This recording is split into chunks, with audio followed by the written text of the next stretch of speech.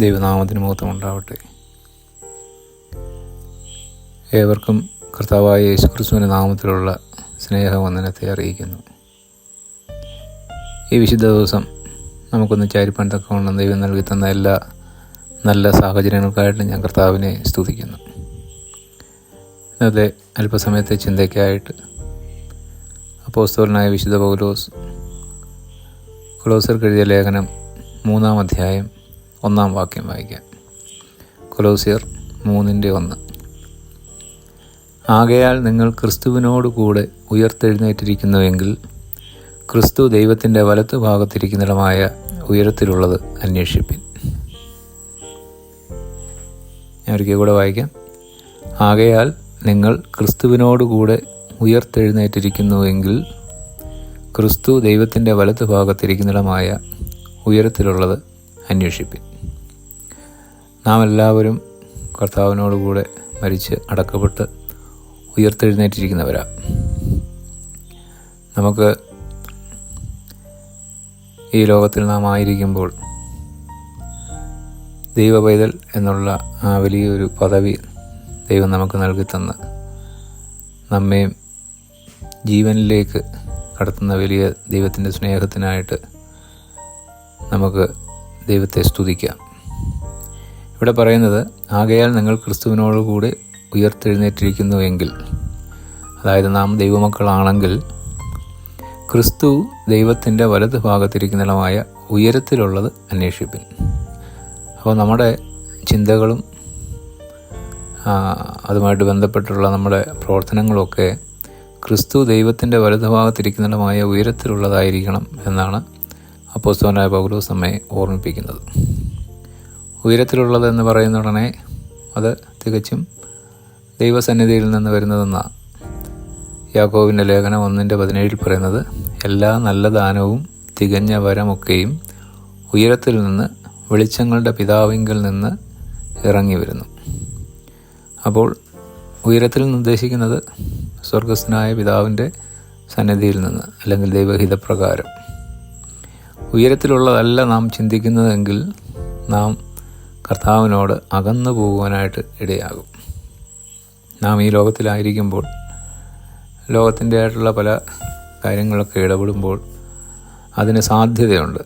അതുകൊണ്ടാണ് കൊരിന്ത്യർക്ക് എഴുതിയ 2-ാം ലേഖനം 11-ാം അധ്യായം 3-ാം വാക്യം ഇങ്ങനെ പറയുന്നത്, എന്നാൽ സർപ്പം ഹവ്വയെ ഉപായത്താൽ ചതിച്ചതുപോലെ നിങ്ങളുടെ മനസ്സ് ക്രിസ്തുവിനോടുള്ള ഏകാഗ്രതയും നിർമ്മലതയും വിട്ട് വഷളായി പോകുമോ എന്ന് ഞാൻ ഭയപ്പെടുന്നു.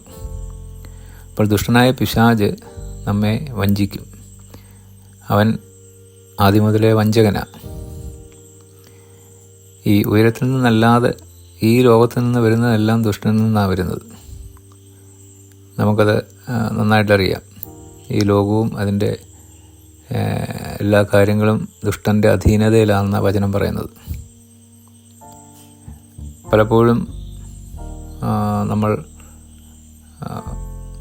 വചനം ഏതാത്മാവിനാലാണ് കടന്നു വരുന്നത്, അല്ലെ ഏതാത്മാവിലാണ് സംസാരിക്കുന്നതെന്നൊക്കെ നമുക്ക് സംശയമുണ്ടാകാറുണ്ട്. 2 രീതിയിലുള്ള അപ്പോസ്തലന്മാരെ കുറിച്ച് വചനം പറയുന്നുണ്ട്. 2 കൊരിന്ത്യർ 11:13 ഇങ്ങനെ പറയുന്നു, ഇങ്ങനെയുള്ളവർ കള്ള അപ്പോസ്തലന്മാർ, കപടവേലക്കാർ, ക്രിസ്തുവിൻ്റെ അപ്പോസ്തലന്മാരുടെ വേഷം ധരിക്കുന്നവരത്രേ. അപ്പോൾ ക്രിസ്തുവിൻ്റെ അപ്പോസ്തലന്മാരുണ്ട്, അതുപോലെ തന്നെ കള്ള അപ്പോസ്തലന്മാരുമുണ്ട്. ദൈവത്തിൽ നിന്നുള്ള ദൂത് പറയുന്നവരും അതേസമയം ദുഷ്ടൻ്റെ ഭാഗത്തു നിന്ന് വരുന്ന ദൂതും ഉണ്ട്. ഇത് രണ്ടും നമുക്ക് മനസ്സിലാക്കുവാനായിട്ട് എങ്ങനെ സാധിക്കും? ഇങ്ങനെയുള്ളവർ കള്ള അപ്പോസ്തലന്മാർ, കപടവേലക്കാർ, ക്രിസ്തുവിൻ്റെ അപ്പോസ്തലന്മാരുടെ വേഷം ധരിക്കുന്നവർ. അപ്പോൾ ഇങ്ങനെ വേഷം ധരിച്ച് വരുന്ന ഇവരെ ആക്കുവാനായിട്ട് ദൈവിക കൃപയുണ്ടെങ്കിൽ മാത്രമേ സാധ്യമാകുകയുള്ളൂ. കർത്താവായ യേശുക്രിസ്തു തന്നെ പറയുന്നുണ്ട്, മത്തായി എഴുതിയ സുവിശേഷം 7-ാം അധ്യായം 15-ാം വാക്യം, കള്ളപ്രവാചകന്മാരെ സൂക്ഷിച്ചുകൊള്ളുവിൻ, അവർ ആടുകളുടെ വേഷം പൂണ്ട് നിങ്ങളുടെ അടുക്കൽ വരുന്നു, അകമയോ കടിച്ചു കീറുന്ന ചെന്നായ്ക്കളാകും. നമുക്കറിയാം, ഈ ലോകത്തിൻ്റെ താല്പര്യങ്ങളും ഈ ലോകത്തിൻ്റെ നന്മകളും ഒക്കെയാണ് കൂടുതൽ വിശേഷിപ്പിക്കുന്നതെങ്കിൽ അത് ഒരിക്കലും ദൈവഹിതമായിട്ടുള്ളതാകാൻ സാധ്യതയില്ല. ദൈവഹിതമായിട്ടുള്ളത് ദൈവ സന്നിധിയിൽ നിന്ന് വരുന്ന വചനം തീർച്ചയായിട്ടും അത് ഉയരത്തിലുള്ളത് തന്നെയായിരിക്കും. അത് മനസ്സിലാക്കുവാനായിട്ട് നമുക്ക് കർത്താവായ യേശുക്രിസ്തുവിൻ്റെ 3 പരീക്ഷകൾ നോക്കിയാൽ മതി. മത്തായിയുടെ സുവിശേഷം 4-ാം അധ്യായത്തിലുണ്ടല്ലോ. അതിൻ്റെ 3-ാം വാക്യം, ആദ്യത്തെ പരീക്ഷ, കർത്താവിൻ്റെ അടുത്ത് പിശാച് വന്ന് പറയുക, നീ ദൈവപുത്രനെങ്കിൽ ഈ കല്ല് അപ്പമായി തീരുവാൻ കൽപ്പിക്കുക എന്ന് പറഞ്ഞു.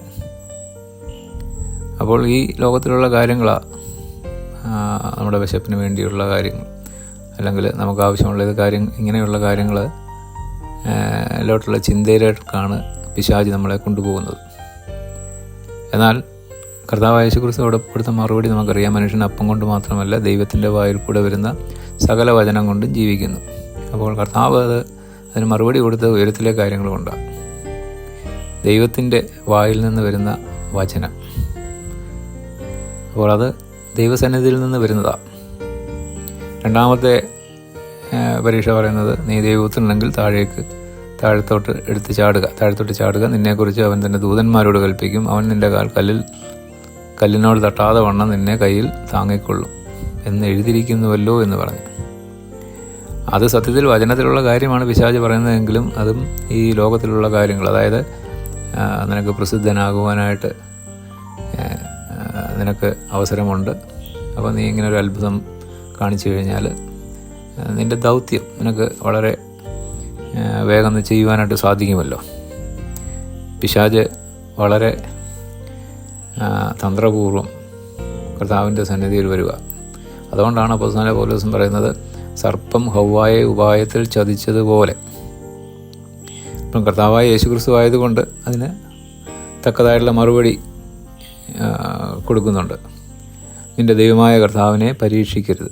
അവിടെയും കർത്താവ് കൊടുക്കുന്ന മറുപടി ദൈവഹിതപ്രകാരം ദൈവത്തിൽ നിന്നുള്ളൊരു മറുപടിയാണ്.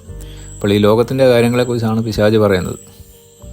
ഈ ലോകത്തിൽ എങ്ങനെ പ്രസിദ്ധനാകാൻ പറ്റും, ഈ ലോകത്തിൻ്റെ എങ്ങനെ മറ്റുള്ളവരുടെ മുൻപിൽ നമുക്ക് അല്പം കൂടെ ഉയർന്നു നിൽക്കാൻ സാധിക്കും. ഇതൊക്കെയാണ് പിശാച് നമ്മളെ ഓർമ്മിപ്പിക്കുന്നതെങ്കിൽ ദൈവവചനം അങ്ങനെയല്ല. ദൈവഹിതപ്രകാരം വരുന്ന കാര്യങ്ങൾ അതിന് നേരെ വിരുദ്ധമായിട്ടുള്ളതായിരിക്കും. വീണ്ടും പിശാച് കർത്താവിനെ പരീക്ഷിക്കുന്നത്, പിന്നെ പിശാച് അവനെ ഏറ്റവും ഉയർന്ന ഒരു മലയിൽ കൊണ്ടുപോയി ലോകത്തിലുള്ള സകല രാജ്യങ്ങളെയും അവരുടെ മഹത്വത്തെയും കാണിച്ചു. വീണെന്നെ നമസ്കരിച്ചാൽ ഇതൊക്കെയും നിനക്ക് തരാമെന്ന് അവനോട് പറഞ്ഞു. അപ്പോൾ ലോകത്തിലുള്ള നന്മകൾ, ലോകത്തിൻ്റെ സമ്പത്ത്, ലോകത്തിലുള്ള മറ്റ് പ്രശസ്തി, ഇങ്ങനെയുള്ള കാര്യങ്ങൾ, അല്ലെങ്കിൽ ലോകത്തിൻ്റെ മോഹങ്ങൾ എന്നൊക്കെ പറയാം, ഇതൊക്കെ പിശാച് കാണിക്കുക. സത്യത്തിൽ ഇന്ന് നമ്മൾ കേൾക്കുന്ന വചന പ്രഘോഷണങ്ങളിൽ ഒരു നല്ല പങ്കും ഈ ലോകത്തിലുള്ള ഇങ്ങനെയുള്ള കാര്യങ്ങളെക്കുറിച്ചാണ്. നീ ദൈവഭാഗത്ത് വന്നാൽ നിനക്ക് അത് ലഭിക്കും, ഇത് ലഭിക്കും, ഈ ലോകത്തിലുള്ള കാര്യങ്ങളാണ് പറയുന്നത്. ഇങ്ങനെയുള്ള പ്രഭാഷണങ്ങൾ, വചനങ്ങളൊക്കെ കേൾക്കുമ്പോൾ നമുക്കവയെ ശോധന ചെയ്ത് നമുക്ക് മുന്നോട്ട് പോകുവാനായിട്ട് സാധിക്കണം. ഇവിടെ കർത്താവ് പറഞ്ഞിട്ട്, സാത്താനെ എന്നെ വിട്ടുപോ, നിൻ്റെ ദൈവമായ കർത്താവിനെ നമസ്കരിച്ച് അവനെ മാത്രമേ ആരാധിക്കാവൂ. അപ്പോൾ കർത്താവിന് ഇങ്ങനെയുള്ള ഈ പിശാചിൻ്റെ താല്പര്യം മനസ്സിലാക്കാൻ, അല്ലെ അവൻ്റെ ഹിതം മനസ്സിലാക്കുവാൻ കർത്താവിന് സാധിച്ചതുപോലെ നമുക്കും സാധിക്കണമെങ്കിൽ അതിന് വലിയ ദൈവകൃപ ആവശ്യമാണ്. ഈ ലോകത്തിലുള്ള കാര്യങ്ങളെക്കുറിച്ചായിരിക്കും ദുഷ്ടൻ പറയുന്നത്. അല്ലെങ്കിൽ ഈ ലോകത്തിലുള്ള കാര്യങ്ങൾ പറയുകയാണെങ്കിൽ നമുക്ക് മനസ്സിലാക്കാം അത് ദൈവഹിതപ്രകാരമുള്ള കാര്യങ്ങളായിരിക്കത്തില്ല. ദൈവാത്മാവിലുള്ള ദൂതുകളെന്ന് പറയുന്നത് നിത്യതയെക്കുറിച്ചും ദൈവസ്നേഹത്തെക്കുറിച്ചും ആത്മാക്കളുടെ രൂപാന്തരം മുതലായവയെക്കുറിച്ചായിരിക്കും.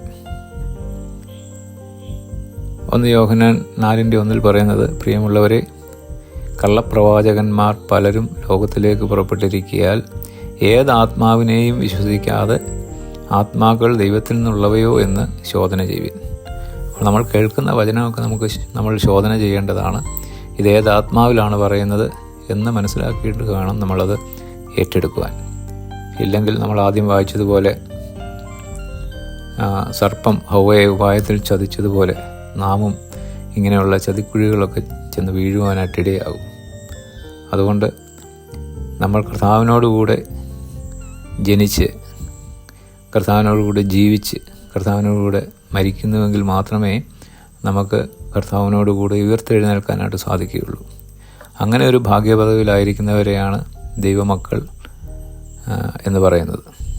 അങ്ങനെ നാം ദൈവമക്കളാണെങ്കിൽ നമ്മളുടെ ചിന്ത ഉയരത്തിലുള്ളതായിരിക്കണം എന്നാണ് പരിശുദ്ധാത്മാവ് നമ്മളെ ഓർമ്മിപ്പിക്കുന്നത്. ആകയാൽ നിങ്ങൾ ക്രിസ്തുവിനോടുകൂടി ഉയർത്തെഴുന്നേറ്റിരിക്കുന്നു എങ്കിൽ ക്രിസ്തു ദൈവത്തിൻ്റെ വലത് ഭാഗത്തിരിക്കുന്നതുമായ ഉയരത്തിലുള്ളത് അന്വേഷിപ്പിൻ.